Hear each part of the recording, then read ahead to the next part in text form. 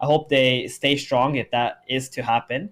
But I do believe going into series, Quincy Crew should be having a advantage considering both of their play styles. Quincy is so good right now at playing this early game, using that tempo to push it forward, shutting down the opponent carries, and just not allowing them to farm. Yeah, I think it's going to be very much, for me, looking at how the lanes go, and then I actually don't agree with you when you say that, I agree in general that SA teams do tend to be more emotional, and that works to their favor when they're on a hot streak, once they really get going and they just start playing with their hearts, they seem unstoppable, but sometimes when they lose, they trip and they can't get back up again. They fall down, they can't get back up. And that does seem to be the case for a lot of these teams, and previously Thunder Predator, I would agree, but in this tournament, they've dropped a bunch of games, they've dropped a game in 2 out of their 3 series they've played so far, and they've still managed to come back and take the victory. So I think that proves that Thunder Predator can drop a game against Quincy Crew and still be keeping their heads about them. But yeah, I think when we're looking at these series, we're definitely going to be focusing around the lanes. If Quincy Crew continue to dominate the laning phase and Thunder Predators don't find a way back into it, then that could be a problem. I think the hero I'm looking at most is going to be the Legion Commander, because both teams love that hero and play it so much that I think it's going to be a hotly contested one. It's not banned out here. Thunder Predator do have first pick. Could it possibly be the first pick Legion? I don't think so. First pick Legion, if you do take it, I think Quincy are going to be able to draft the supports around it. Like, for example, you can get a Wish Doctor, right, which could be very effective in the laning stage. Maybe even other heroes like Enchantress. That's really nice too. So you don't want to just get that Legion right away. But I'm pretty sure, like you said, Legion Commander is going to be a very highly contested hero. Maybe coming out for Quincy Crew in the second pick so they can just ban some counters and make sure that it also doesn't get banned out against them. Yeah, and Quincy Crew do have the second pick this game, which we talked about, gives you a huge advantage right now. Oh. And they're going to start things off with their Enchantress into the Ember Sun. So already pretty nice matchup. Enchantress, of course, being able to take off that Flame Guard with just one spell. It feels very nice indeed. So, yeah, that is about... Although, Ember also has a lot of magic damage to burst her down with. But, yeah, I'm sure you're very happy in the Enchantress's shoes right now. So, Thunder Predator with their second pick. We'll see what they go for. But this Ember Spirit pickup he's had a lot of popularity in the tournament. I think he's the most played hero in the tournament so far. Why is that? Well, it's a flex hero. He can be played as a support or a mid laner, even some off-lane potential for it. And Thunder Predator, whoa, they go with it anyway. They know that Quincy are going to take in the next pick, so they snag it up. So actually, in the first series, I kind of was expecting them to be, test the waters a bit, see when it gets picked out, but then Team Thunder just, boom. They're going to push it one step forward, get it before Quincy can in this next pick. But yeah, speaking of Ember, it's a flex hero. It can buy bottle. It can kill the side lanes. And as a support, it's still very strong. It can provide a lot of, stun ability with the roots. And I think it's quite good on Matthew. He plays his hero so much, actually. Yeah. Do you remember that one game where he had like a Desolator on his Ember, and he was going absolutely ham with it? I think when Maelstrom Deso Ember at a game where they just basically had 4 cores, so it was mental. But yeah, I mean, very happy with this hero. And, they're just picking the popular heroes. Ember Spirit, he's had 11 matches in this tournament. There's 3 heroes with 11 matches in this tournament. Can you guess the other 2, Theban? Ember Spirit is 1. 3 heroes with 11 matches. Winter Wyvern? Nope, Winter Wyvern has 9 matches. Oh, wow, okay. I'll give you a clue. I think Quincy Crew... No, actually, they have played it, but they played it a bit differently to everyone else, one of them. And that's the Spectre. Void Spirit? And the Void Spirit, yeah, that's it, exactly. So Ember Spirit, Spectre, and Void Spirit all tied as the most picked heroes of the tournament with 11 picks each. And Void Spirit is actually the biggest loser there, with a 36.36% win rate. Meanwhile, Ember Spirit is up in 63. So... a pretty big difference between some of these guys. Definitely the fiery brother, the more successful for Spirit duo. But Quincy Crew go for the second pick Morphling here, which I'd like to talk about a little bit, because this is a hero which is not traditionally picked this early, but as we've been mentioning quite a lot, now with the lane of bans in the middle of the drafting phase, it feels like you can get away with these kind of less conventional early picks in this draft now. Yeah, and as we can see right now, they just instantly banned the apparition, which is absolutely amazing against Morphling. Okay, they just keep spamming their voice lines. I don't know if you guys can hear that, but it's quite Right. obnoxious during the drafting stage, that's for sure. So this Morphling pick is very interesting. I do believe it's going to be the carry, and it's going to be laning up against the Ench. So they're going to get this super high base damage carry hero that can deny the creeps against the Legion Commander, right? And Lilith, he plays his Legion a lot. He's amazing at it, so he knows how to counter it or what counters him when he plays Legion. So he's definitely recommending that to his teammates. It's like, hey, you can pick this, you know, you can play like this, and it's very annoying. That's what normally teams do. But the only thing is, Legion Commander, if suddenly in a fight gets a really nice duel out onto the Morphling and he gets caught off guard, is going to be silenced for a very long duration, and he might just die. But then again, you know, there's always counterplays to that, right? You get the Morphling, maybe you can buy Lincolns, you can go the right-click build instead of the E-Blade build. And if the Legion does duel you, maybe you can just kill him during that. I've seen the Morphlings go for like SNY Satanic Lincolns, for example, in some games too. So definitely possible. Yeah, it's nice these heroes where you can just kind of vary your build a lot and just kind of pick the items up which you feel like you need to, even build in your abilities as well sometimes. I find that freedom very liberating, and it kind of helps the higher skill level carry players kind of prove themselves even more with those kind of heroes. So yeah, I definitely like to see Morphling and such. Very solid bans from Quincy. Ricky and the Bat Rider, also two very annoying heroes for Morphling to deal with. I do expect, well, I kind of expected Thunder to pick Death Prophet, but the reason why they banned it out on themselves from their side is because Quincy had the pick right after this ban. So Thunder know that if they leave this DP, they're playing mind games here, right? Both of these teams are thinking about this Death Prophet. Now Quincy might have banned it, but Thunder didn't want to make that risk of leaving it in the pool and Quincy getting it. So they actually just banned it out themselves, because I do believe a DP in this game would have been great for Thunder here. Yeah, I agree. I think that would have been a bit of a problem for them. So they actually go for the Axe on Quincy Crew. Interesting pickup here. So this is some instant catch for the Ember Spirit, which is always nice. Yeah. But what else does this Axe do? Well, it can enable a Phoenix draft in this game. So you get a bit of a stronger team fight. You get Blink. You get an initiation, which they definitely need on the side of Quincy here. But I do believe if they go for the Phoenix route on the side of Quincy, they're going to be much better looking into a team fight. Because Ancient Morphling alone is not enough. Morphling especially needs a lot of cover from his allies. So he's not constantly focused down and having to strength morph. Then he loses all his damage. So I do like it, though, the Axe catch. Ooh. Yeah, I like it as well. It makes up for their lack of lockdown, the lack of team fight, and the Undying gets taken out by Thunder Predator, which means that Phoenix is still in the pool. I was seriously expecting Thunder Predator to take the Phoenix right now, but they don't do it. Or pick something which counters the Phoenix, at least. But yeah, this is unusual. Yeah, you get a good Tombstone, right? It's not easy for the opponent to fight into the Tombstone. But then again, you have a Morphling on the side of Quincy. He can just morph himself into an Undying and drop his own Tombstone into the fights. So all of a sudden, if Thunder don't pick a hero that can kill Tombstone themselves, this Morph's Tombstone is going to be a lot stronger and a lot more difficult to fight into as well. This is why I was kind of confused about the Undying pick. Now, it's a cool idea to try and deal with the Axe, but then later on, the Axe might just be creep cutting, and you don't really have that much impact to try and stop the Axe from farming as an Undying. They're just really trying to play for the lanes here on the side of Thunder with the Undying pick. Dazzle, okay. You know, that could be a position 2 Dazzle on Quinn. I think they're trying to keep that open. Yeah, they're trying to keep that open to see if like Ember goes mid, or they pick another melee hero for the mid lane, or like a Kunkka, for example. And if they do that, they're just going to put Quinn on the Dazzle, put a mid, and then pick another position 4 in this draft. If not, then Dazzle will just be the 4, go to the offlane with the Axe, or even the Enchantress could be the 4, go to the offlane with the Axe, and they could have the Dazzle at the 5. So there's a lot of flexibility available for Quincy here. Now, Thunder do have a little bit of a better team fight at the moment with the draft they got, or they at least have potential for it if Quincy don't pick up that Phoenix in this game. Yeah, true. That's it's a potential weakness, and we know Thunder Predator, they love to fight. They love to fight, and that could Hmm. actually be the downfall of Quincy Crew this game if they don't look out for that.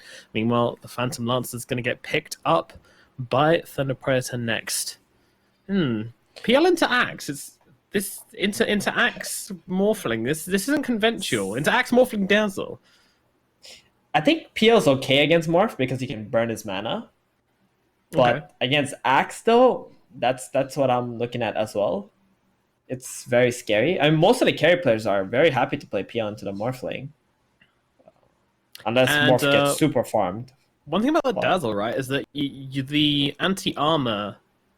No, actually, I'm not sure that is true. I was going to say the anti armor only procs on him, and when he doppels, then it shows who the real one is. But I think it does proc on his illusions as well, and it gets purged by doppel. I'm not sure about that, but I seem to remember there was something there about Dazzle being able to spot the real PL quite easily.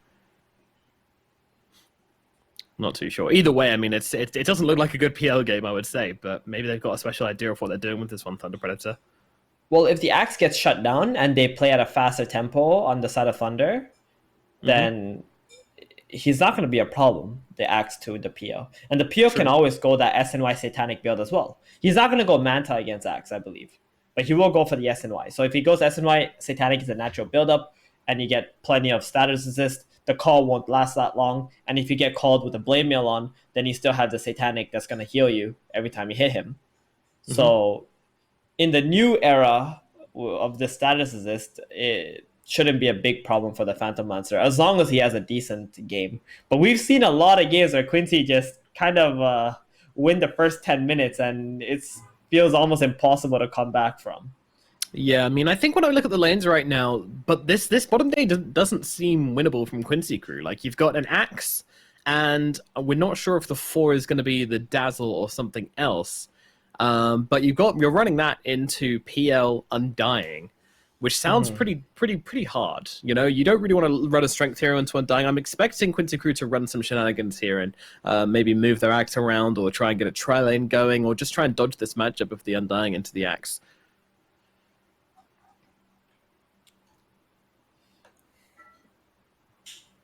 You really don't want that hero to be shut down too hard. Yeah. It's hard to dodge because of the Morphling. Unless Thunder pick a hero who Morphling can solo middle.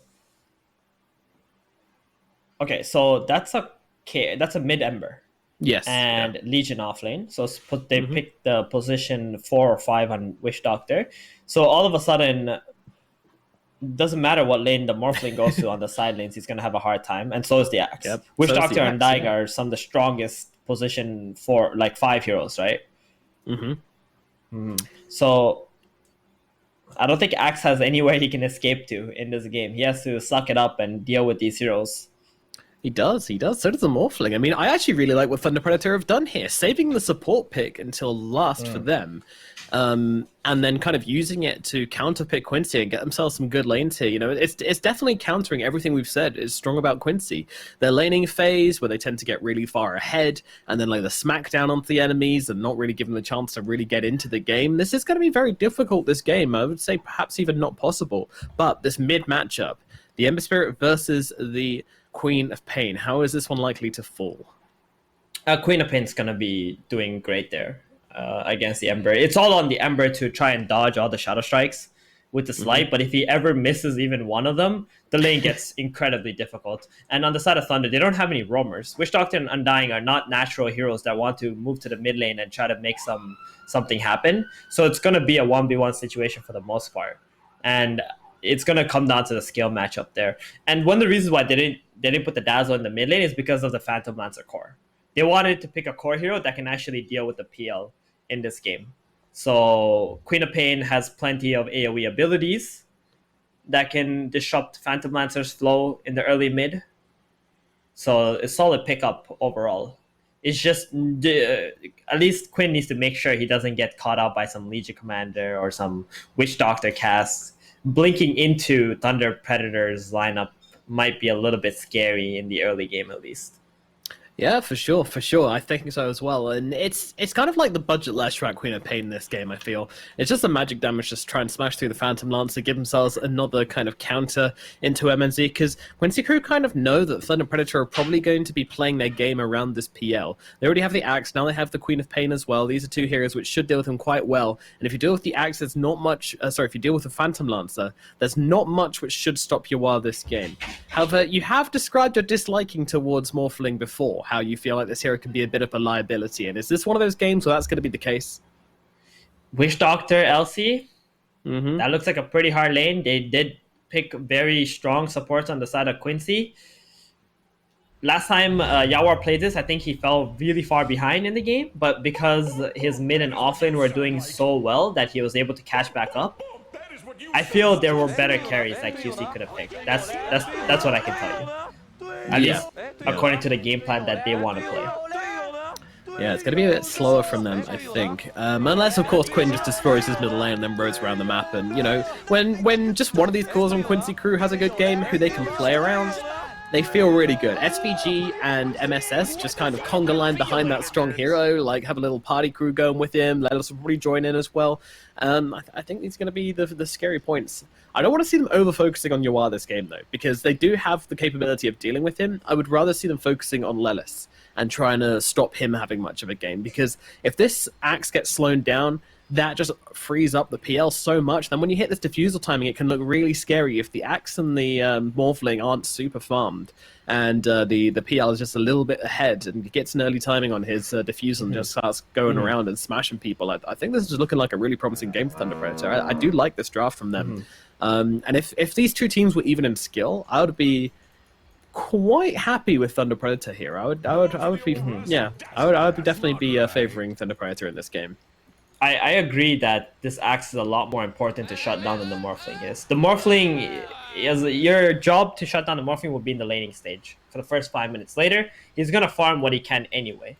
Then, after 5 minutes, if you can keep on going after the Zax, keep on killing him, delay his Blink Dagger, it's going to buy so much time for you to hit the mid-game, where in the mid-game, you already have this PO that can burn the Morphling's mana and deal with him, so he's not going to be a huge threat.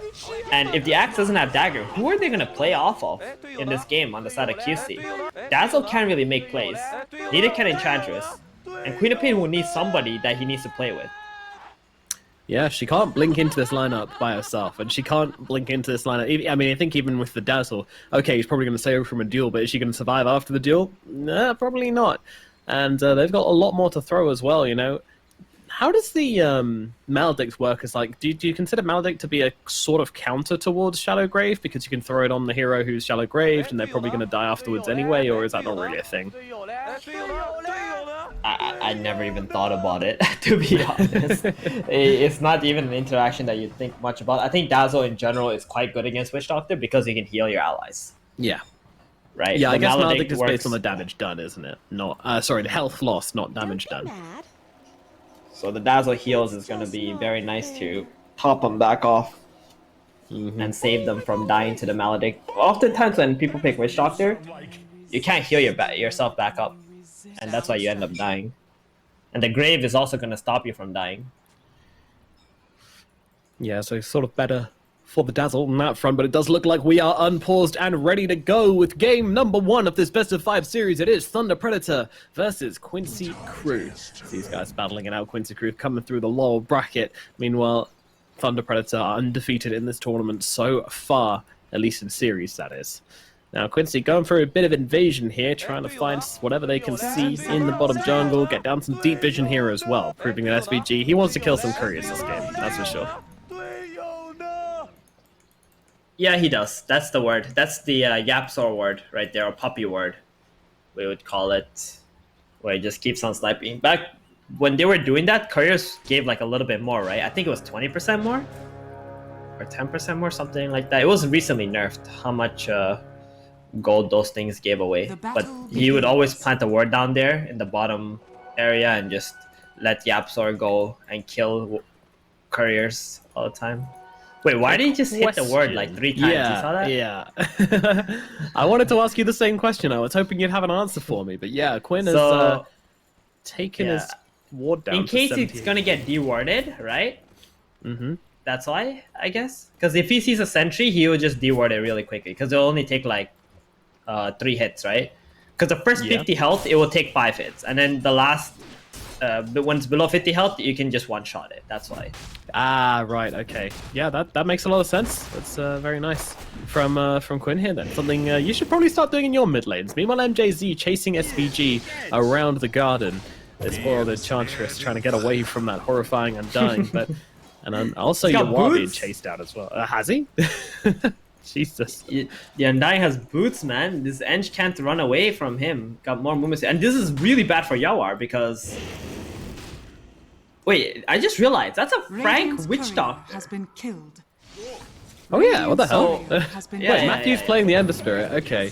So Leosdale's going mid on the... What the hell? Meanwhile, you are still taking damage here. The right click's coming through, but this is some crazy laning from Thunder Predator. We're too caught up in pauses and other things to notice this. But yeah, I mean, look, so Legion's in the middle lane versus the Queen of Pain. That's a great matchup for the Legion Commander because she can just get press the attack to get rid of that dagger, which takes out a big part of the Queen of Pain's harass in lane.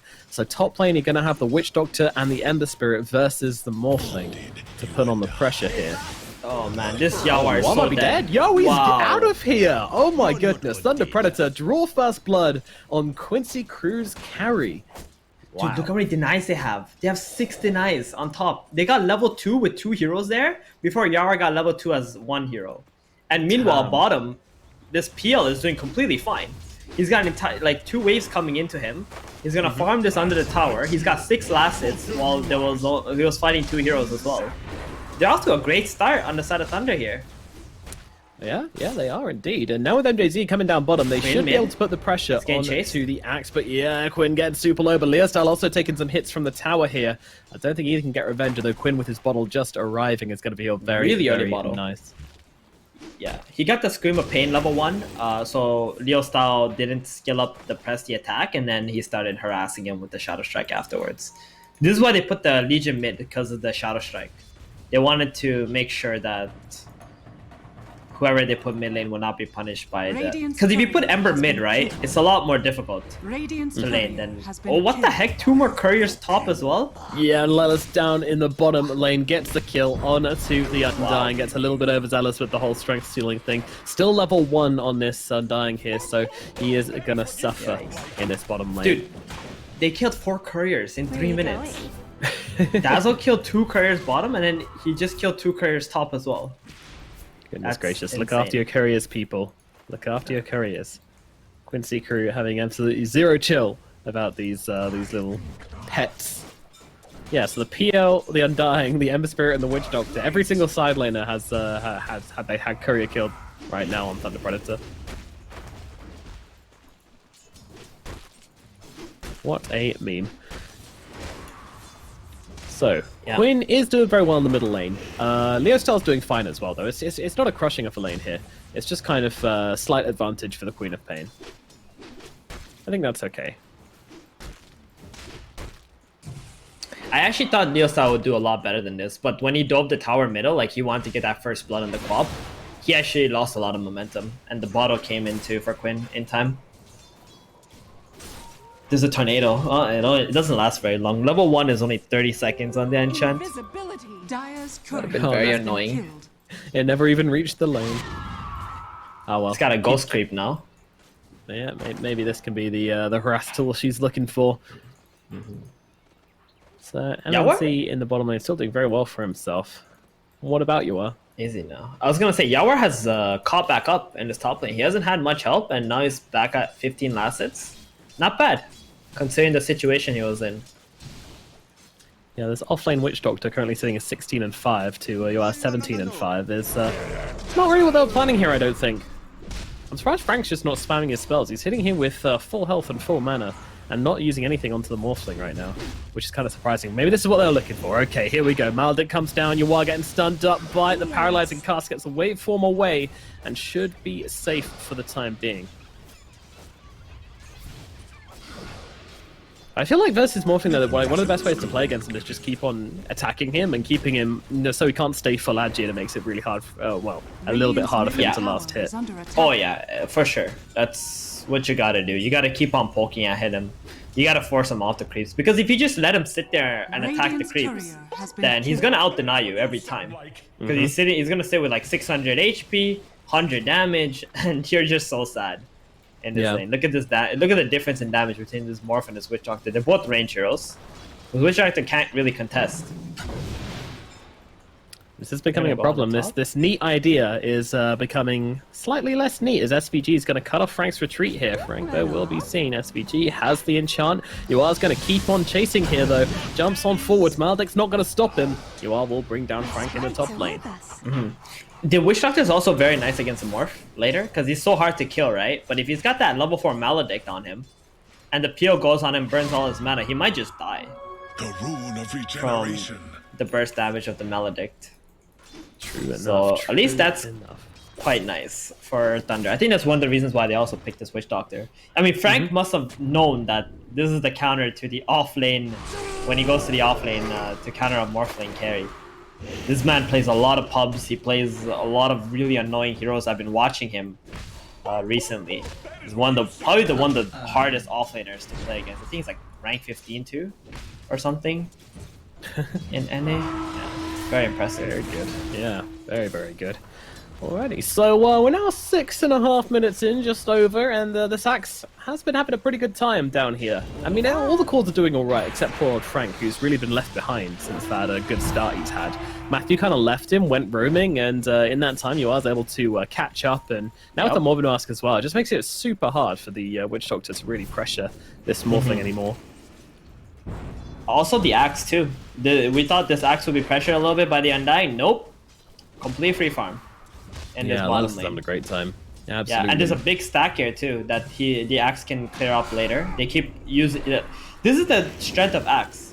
You can just cut the wave coming from tower and then just pull off. Top. Oh, Matthew actually gets blown up by that. I thought he was out of there, but the physical damage Shadow Wave from the Shadow Wave, yeah, that cuts through him like a knife. And down goes the Ember Spirit. Goodness gracious. That's a dead hero. Yeah, Quinn continues to rack it up right now as Leostar just kind of farming the wave a bit, but he is now 10 CS behind Quinn, and with that rotation as well, Quinn gets himself a bit of extra, well, no cash from that one, just the AoE gold, and a bit of extra XP as well from the kill, so feeling good.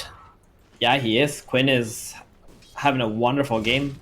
I would have thought he would have a much more difficult time in the mid lane against the Legion Commander, but Quinn showing his talents here as the best mid player in NA.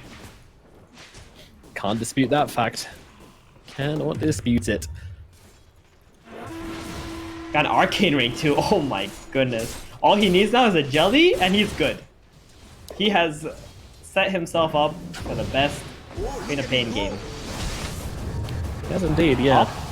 Arcane Ring's broke me up in the top lane. He was backing himself out. Looks like they went deep here, but with some TPs, they have forced them out. But SVG could be the one in trouble right now. And the Star's coming over. He is hungry for the Arcane Rune duel, by the way. And they will be able to get... Oh my goodness, he just gets completely chop sueyed up in the top lane. And that's going to be your first duel. Bit of duel damage coming in for Leo Style. The Phantom Lancer has also made his way towards the mid-top jungle area, so I can farm the Ancients. That means it's going to be a free tower bottom if this Morphling ever decides to actually go down there. He's staying top right now just so that Thunder can't kill the tower. It's like he's actually using his body, right? If they go for this Morphling, it's not that easy of a kill. He's going to have like 2,000 HP. And he's going to maybe even be able to TP out, right? So he's just buying time for his mid and bottom to farm up some more before he actually rotates down there. He's just holding this top lane because he knows if Queen of Pain and Axe have a good game, then they're going to make space for him and he's going to be able to farm after 10 minutes. So he's actually sacrificing his own game right now because if he goes bottom, that's complete free farm. Oh, wow. That's so SVG. greedy from SVG here. He's not actually going to pay, or maybe he is going to pay actually as they go with a duel here, trying to bring down an Enchantress, and they will get that kill, but the screen comes in response here. Leo Style backing himself away. He's going to be okay here, and this is going to be the Sonic Wave being used and missing. And Leo Style now coming on in, looking over towards MSS here, and with the 3 heroes chasing on Thunder Predator, they're going to be able to grab themselves another one. This Grave's going to come down from MSS, but it is only delaying the inevitable. No He mana. tries to get himself there. Did he just deny a Sentry Ward? Why not, I guess. If he had mana there, he would have actually lived, right? if teleport out. Yeah, no more disables left on the side of Thunder. That's sad. Unfortunate, There was a witch doctor yeah. nearby, wasn't there? I'm not sure. Oh, it was on Either- cooldown when I clicked on him. Oh, it was. Okay. Yeah. Well, either way, sad death for MSS, and pretty big overextension from Quincy Crew, which does get punished a little bit here, but I really don't think they're worried right now. They've got a 3k gold advantage, the 10-minute They're mark, course, and man. considering, Are fortified. yeah, they've got a Morphling and an farming. Axe. They're loving life. It's all space, right? I'm sure the supports are calling in chat Dire's space. turret has been They got killed. Axe and Morphling farming on the 2 silence. Oh, if Lelis dies Wow. here though, that's huge. Thunder Predator, they're looking for it right now. The duel's got to come down as well. MJZ trying to help out with the Soul Rip. It's not enough to dying. finish off Lelis, though. And now they're still trying to back himself away. But Quinn's arriving to this fight. Doesn't have the Sonic Wave to play with here, but does have a lot of damage to throw out regardless. Trying to bring down the Style. That's not going to happen. The tier 1 tower is still up, but not by much. Meanwhile, Matthew caught out in the backlines by Yawar and Lelis as they bring them down, and they'll deny this tower and back themselves away on the side of Thunder Predator. They know it is lost. And on to brighter futures. Damn, that was such good reaction from QC. The moment they saw Lelis get gone on, Morphling TP'd, Queen of Pain TP'd, they're all here to help out. They save Lelis, they take the tier 1 tower Radiant's now, middle tower is and under the attack. tempo actually went in the favor of QC, although Thunder were the ones who wanted to make a play on bottom. Dude, this Axe is so tanky with the support of the Dazzle behind him. I'm not sure he's ever going to die top at tower this is rate. under He's got a attack. Blink Dagger now, 11.5 minutes in. Jesus. Oh, man. He's remember we online. Talked about, like, putting pressure on the Exactly. Axe, stopping him having a good game. That has not happened here for Thunder Predator. Is this going to go bad for them? I hope not, but I think it might. This is where they're going to open up the map on the side of QC. Come on, sprites. And they're trying to sneak in and steal. Leah Star being seen here as well. Bit of a toughie to bring down, however. Especially with the Witch Doctor backing him up. I just want to say something. You see how SVG? Okay, never. I'll say it later because there's a smoke right now. And it's gonna be a fight that's about to break out. They want to go for Leo style. Blink reveal comes out. They jump the middle lane. Legion Commander in some trouble. And by some trouble, I mean she's getting absolutely roasted. Chop, chop. They try to drop down that tombstone, but unfortunately it's not going to be enough to change the fate of Leo Star. Now they even grab themselves an extra 150 gold. Lovely jubbly. They really want to take this mid tower. Their first timing, this Blink Dagger Axe. They're already gonna bring 5 heroes to the mid lane. Have the another most blink important call here. tower I'm in not the sure game. Matthews needs to be a little bit careful. There's actually cancelling the call to get it off onto the Axe, but it's not long enough. Oh, look at those. Oh, the paralyzing cast. Quinn should be going down here, but MSS actually going to throw down the... Oh, can they finish the job? Duel comes out. Leo Star will grab it, and they will bring down that Queen of Pain. Matthew going to die in response, though, and MJZ in a lot of trouble under the towers. Lelis comes in. They'll get that kill. Meanwhile, Leo Star kills off the opposing tombstone placed by Yawar, and now starts getting to work. But unfortunately, there's not much work to be done here, and it will be turned around on his head. Leo Star's going to drop MMZ, running himself away from the side of Quincy Crew as they take yet another fight here in the middle lane. The Queen of Pain will fall, but for their queen, they get 4 lives in Radiant's middle return. tower is under attack. They gave up their queen. Radiant's middle tower believe has it. fallen. Yeah, I mean that was actually the best fight for QC. All they lost was a Queen of Pain. They get the mid tower. They get 4 kills. They're so happy with that. Morphling is insanely farmed now too. He's got that Yasha flying out. Axe doesn't die, so he's gonna make his way most likely to a Blade Mail next. So I just want to go back to the point I was trying to make before that smoke play happened and all this crazy stuff. Have you noticed in all these games where we watch QC, SVG is like constantly dying in their jungle in some ways? Mm-hmm. I think it's happened like every game. I think their idea is if he keeps going there and like plant some vision and poke his head out, they always overreact to try and come kill SVG. And whenever they do that, these 2 side laners like Yawar and Lelis, they're getting so much free farm. And there's so much pressure that's relieved off these side lanes. And they know whenever they're chasing SVG as well, that no one's going to come and gank them. So they're able to push these lanes out, go into a jungle farm, or apply some pressure to these towers. And it's allowing them to hit this 10-minute timing with the items that they want much quicker, or much easier, Dire's without top any tower threat on is them. under attack. Very nice stuff from Quincy Crew. Yeah, If that yeah, is and indeed all they the lose case. is like a position 5 for it. Yeah, where Yes. Thunder are rotating like 4 heroes to try and duel up this Radiant's Enchantress. bottom tower And sometimes is under MSS attack. is doing it with him too. They might lose 2 heroes, but they're gaining like 1,000 gold Dyer's on the top map tower is under attack. while Yeah, they I mean, die. especially Enchantress as well, Radiant's which, middle you know, tower is would under explain why they attack. pick this hero so much. Because the Ench can just farm up, you know, whatever she loses Dyer's in top a tower couple of has deaths, she can fallen. farm up in like 2 minutes in the jungle, grab some enchant creeps and get to work and recover yourself. And, you know, as a support, recovering yourself isn't exactly hard. You just need to get enough money for like Tranquil Boots or Right. something, and you're happy. And if you ignore that support, that Enchantress, what's gonna happen is she's just gonna bring a creep, go middle with the Queen of Pain, and take your mid Radiant's tower. bottom tower is If you under try to go attack. to one of the side lanes. So it's very, very annoying to play against. Oh, this Call old comes boy. in. This time it's a Phantom Lancer. Lelis is doing the work, but MJZ comes in with a big heal. MNZ needs to get himself away, but unfortunately, there's too much damage coming out onto him, and he is going to lose his life. And now it's looking like the Undying's probably heading the same way as well. See you later, sweet prince. Will be finished off here by Yawar. Man, this game, it's how much more is left in the tank for Thunder Predator here? Because this draft doesn't feel like it can recover from losses like this.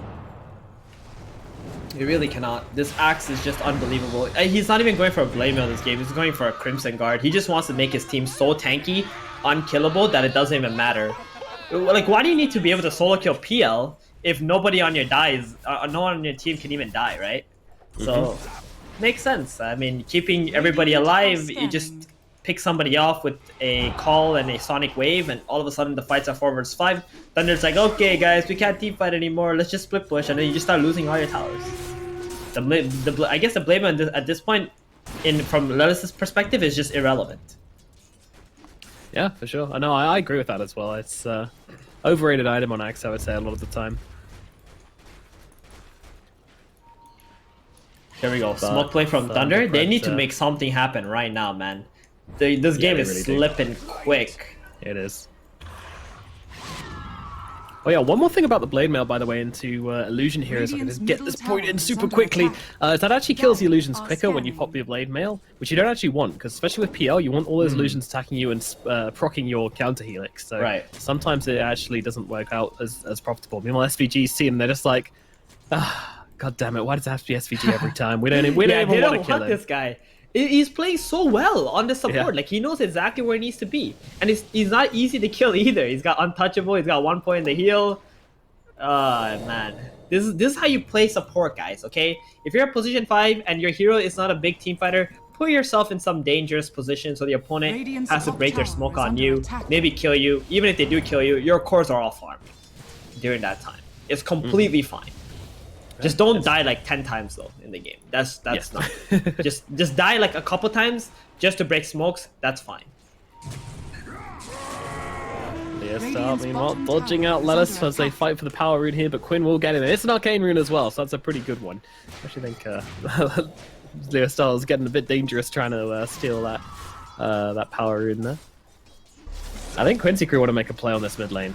They are Radiant's bottom surrounding, and then they go with a call on to Leostar here, but Thunder Predator, they're ready with the response. Can they keep their Legion alive? They certainly can. Great chains coming out onto SVG and Quinn. Can they take down Quinn? They get him away. He turns around with the Sonic Wave and goes to the TP as well, but Quinn is going to make it to base. Is he going to survive? No. He's out of there. The Spirit Vessel helping kill him off there inside the fountain. A great fight from Thunder Predator here in the middle lane. What more can they get from it? Lelis with a 3-man call, and then comes to walk from the backlines here. They've taken down MJZ. Meanwhile, Leostar getting low, but still fighting on the front lines. They take down MSS. Meanwhile, Lelis has given his life for this. Cool, or has he? He's still alive, running away to the sidelines here. Gets taken down by Frank eventually. And now, well, Yawar still somehow full health in this fight. Just kind of rocks up and it's like, oh, there's a lot of heroes dead here. Now, they did trade their Phantom Lancer for this fight.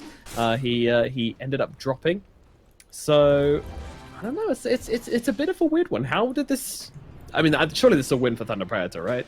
It is. It is a win for Thunder Predator. I think Quincy just sat around the mid lane a little bit too long while showing the Morphling bottom, and that gave Thunder Predator a good chance to take a 5 versus 4 fight, and that's how they need to come back into this game. They need to outnumber QC somewhere on the map and try to get some of these these exchanges. The Queen of Pain and the Axe dying has fed a lot of experience towards QC, and the later this game goes, it's going to be better for Thunder. Sorry, did I say towards QC? Towards Thunder. They got a lot of XP here, which is very nice. I mean, Yawar is getting farmed, but then again, if there's a fight where QC lose all their heroes and this PO goes on top of the Morphling and burns all his mana, he will die on the Morph. It's not like he's completely unkillable in this game.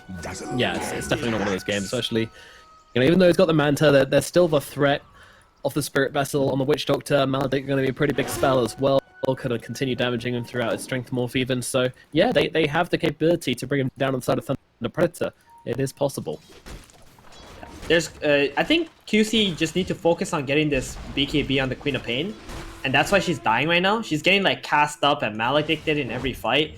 The Dazzle is graving, but you know it doesn't last long enough from the duration of the maledict. So once he gets BKB on Quinn, I think he's not going to be dying anymore, at least. You saw in the mid fight too, the reason why the Morphling was pretty much full everything is because he stole Tombstone, dropped it, and the PO had to commit to the Tombstone to try and kill it off. So Thunder Predator at least have a chance to get out of the fight. And whenever he's hitting the Tomb, Yawar can figure out which Phantom Lancer is the real one.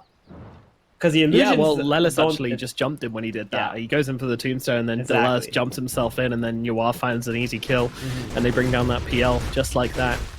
I mean, that's why it's really... I was gonna say, that's why it's really hard to play this Morphling hero. This Undying hero into the Morphling.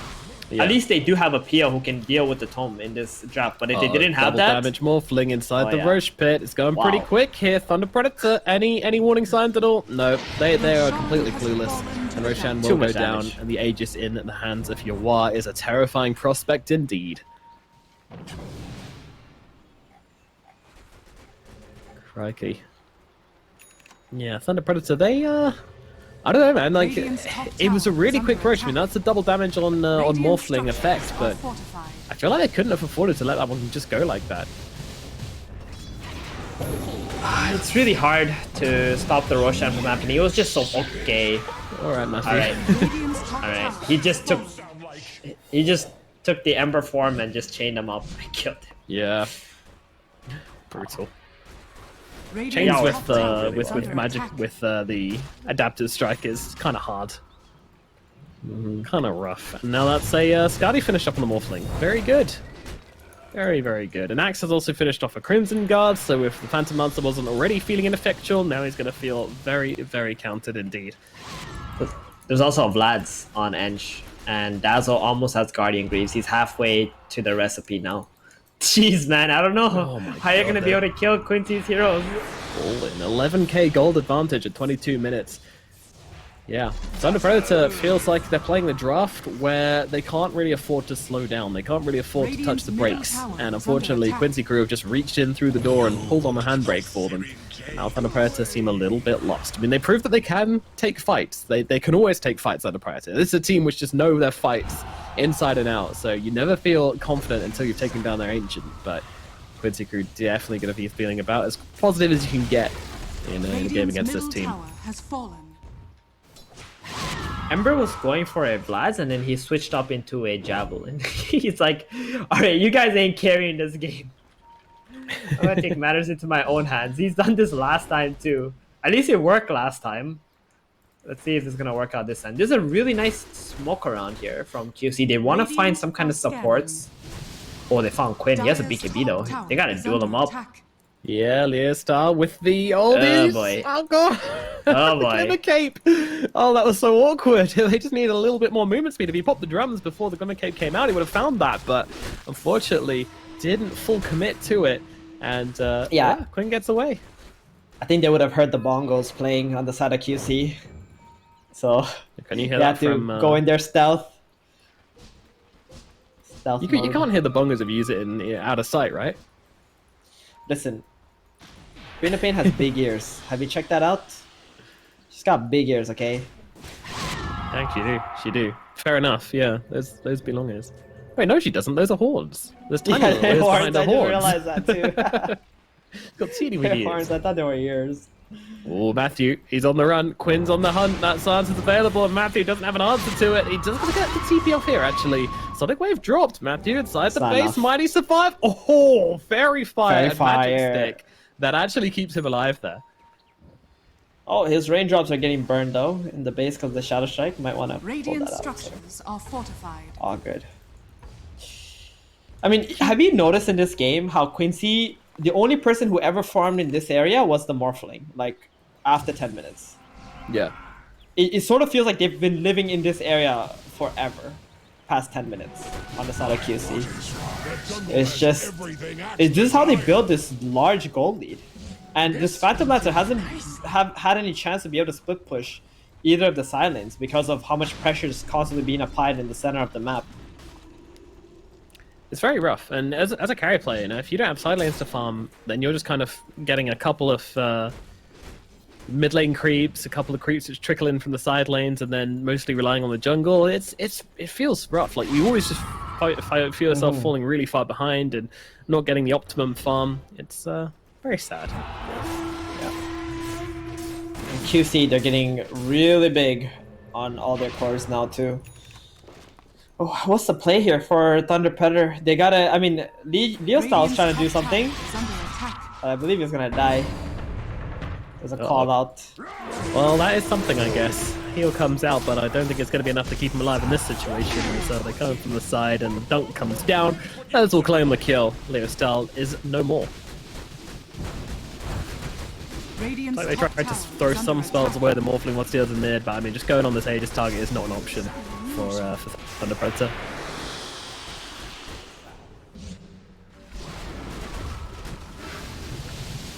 And yeah, Quincy crew really just kind of playing checklist Dota right now. You know, they've taken the middle tower, now they go up to the top, Aegis runs out, they don't really care, they're so far ahead right now, and the Legion Commander is dead that they can just really whack down this last tier 2 tower on the map for them.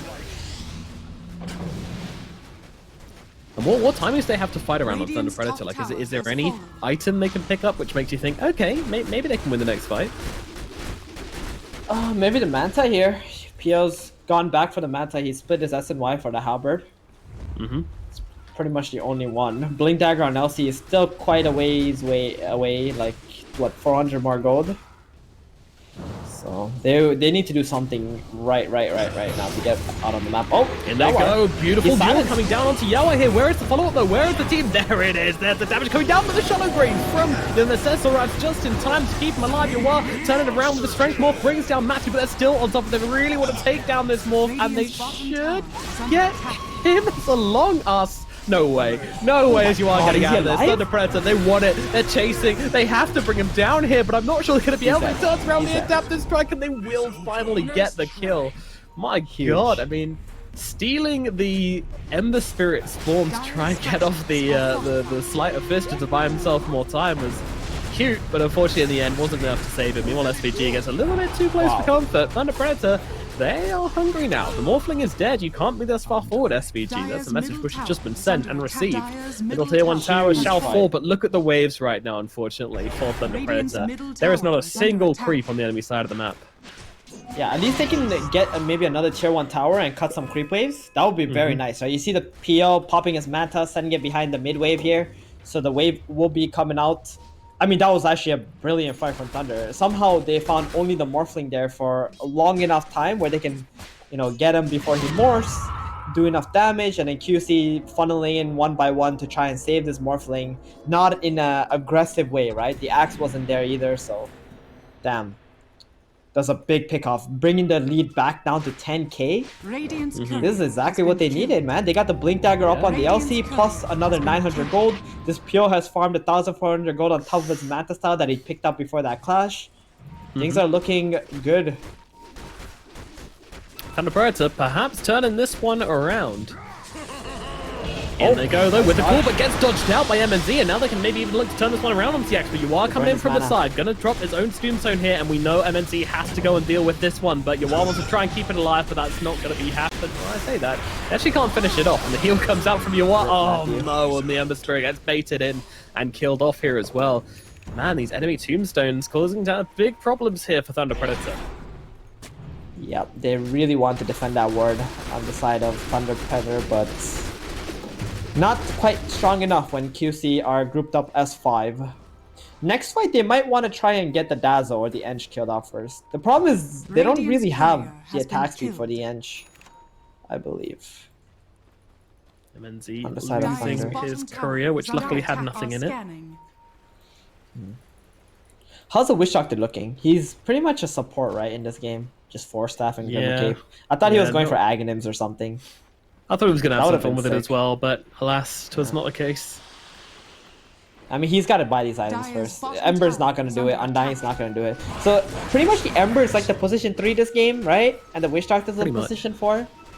Yeah, it's like Frank some is playing- Zai Yapsor thing they're doing here. Yeah. Frank is very, very sacrificial. And now they jump in. Cole comes out onto the Legion Commander right now. They've got her down, and she is dead.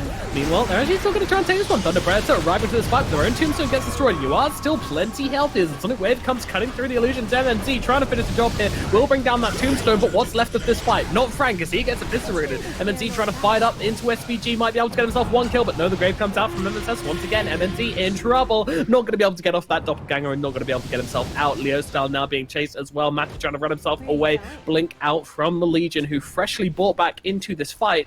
But it's an absolute disastrous fight for the side of Thunder Predator as they just lose everyone.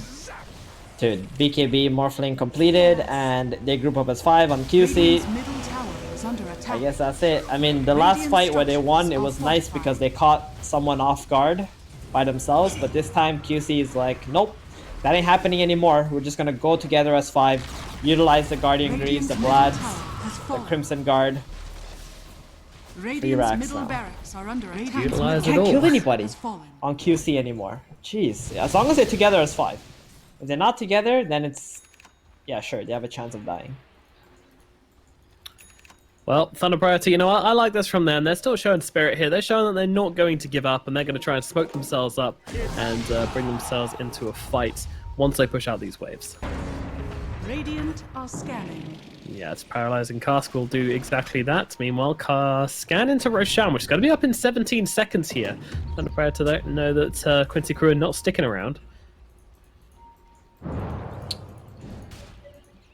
Titan Sliver on Morphling, oh boy. Wow. That feels Oh, very, boy. very good. That's a lot of damage, man. 20% base attack damage. Yeah, Just what magic Morphling resist needs. statuses. It's like the most perfect Morphling item because he already has very high armor, right? From all the agility that he shifted in. Mm-hmm. So the magic resist from that, so perfect. It's like a match made in heaven for Morphling. Well, Roshan has spawned, and Thunder Predator are in the area. Unfortunately, their Roche taking is pretty bad, so they're not going to try and go in for a sneaky Roche steal. And Quincy Crew already in the area anyway. Alright, got to pause, got a bit of time for reflection here. So it's 32 minutes into this game, 12 kills for Thunder Predator, 21 kills for Quincy Crew, and with that, a 20k gold advantage. 0 tier 2s taken by the side of Thunder Predator as well here, and still tier 1 remaining actually at bottom for Quincy Crew as well. So what steps can Thunder Predator take to bring themselves back into this game? Well, they gotta make some crazy wraparound smoke like this, where they try to pick off the Dazzle with a duel, and nobody, and somehow someone else, maybe like a Tombstone, needs to cancel the Axe Blink as well, so they cannot save the Dazzle. Right now, the Dazzle doesn't have buyback, so if he dies, it's gonna be a 4 versus 5 fight no matter what. And then from there, this PL probably needs to kill off the Edge, and you just gotta ignore these cores on the side of QC because Morphling and the Queen of Pain both have BKBs. On another hand, if you want to do something a little bit different, maybe you create some illusions, try to catch an Axe, burn all his mana first, and then you take a team fight while the Axe doesn't have any mana. Maybe he'll get like 1 Berserker's Call off, and then after that, he'll be done. That's another way you can take a team fight. But you need to kill this Dazzle, for sure. This Dazzle is actually the one having the most amount of impact in the fights. With his heals, the poison, the Guardian Greaves, there's just too many auras and too much sustain coming out from him. Yeah, and Quincy Crew kind of know this, and they've always been like ramming their heads into the fight first. Any fight they don't engage, they're not really that interested in. And now they're going to start heading into Roshan here. Now, they've actually sent back Matthew. He does have a remnant, though, over towards the Roche pit, so they should be able to... But it's going down so quickly. It's going down so fast here, and there is not going to be a chance to respond for Thunder Predator. Now they have to get themselves back. Unfortunately, MJZ gets caught out by the call on the exit. Lelis is going to jump in, and No MJZ buyback. has no potential to escape from this. See you later, buddy. The waves are at least in a good spot for Thunder. QC can't just go straight, connect to like a Rax or something, or high ground here. So at least they got that going for them. PL did manage to push top out during that time. They were killing Roshan and chasing the Undying. So he's getting quite close to the Scotty here on the Phantom Lancer. That's gonna be nice to try to reduce the healing Dazzle does. Oh boy, that's a Shadow Blade on Dazzle. I thought he was going for a Glimmer Cape. Man just went for a straight Shadow Blade so he can maneuver around the fight. It's gonna be hard for the PL to get on him, right? Because there's not gonna be any reveal, and he can just Greaves off the dust as well. Yeah, it's a beautiful build. A beautiful build. I mean, I'm just looking at MSS right now, and then looking across to Frank, who is the alleged 3 position on the side of Thunder Predator, and looking at the difference between these two players. I mean, Jesus, 1,000 gold up on him, MSS, and just got some baller items as well. And Quincy Crew, they're on the high ground. There's nothing stopping them anymore. You know what? He's knocking on the door, seeing if anyone's home. Thunder Predator, though, they are not answering. They are going to accept this barracks being lost. But I mean, they don't have the luxury of doing this. They've got no tier 2 at bottom. So after this middle lane goes down, there's just one more lane to go for Quincy. On MNZ, they have to defend this last strike. If they lose the last strikes, the game's absolutely over. So here we go. He got an invis. He wants to go from behind. He wants to find that Dazzle for sure. Here we go. There's no gem, right? On the side of Quincy. Yeah, no vision at all here, but unfortunately their barracks are falling. Their barracks, the guys, it's time to go. You are taking the barracks. It's going to be Mega Creep to ground, so they jumped in the backlines, trying to find the kill. They will be able to bring down, no, actually Leo Style is dropped, MJT as well, also dropping to the floor. MNZ trying to make his way out, the Sonic Wave is going to catch him, and that is going to be most likely game. Morphling jumping forwards, trying to look for more. He's hungry for it, but the GGs are dropped. Game number 1 is going to go to the Quincy Crew. Jesus, I mean, that just was Quincy Crew playing their game. I mean, we saw glimmers of hope from Thunder Predator where they looked like they had an idea of what to do. They had a plan in mind, but it never really came to light. It was glimmers, it was flashes, it was nice plays. I feel like if they want to take this series, they need to take the couple of ideas they had this game and just play their whole game with those ideas. Keep on going, keep on fighting, keep on going at Quincy Crew with a draft which you're comfortable with and that you can kill the enemies with. I just think this lane was a bit of a mistake where we wanted them to focus on the axe. They didn't. They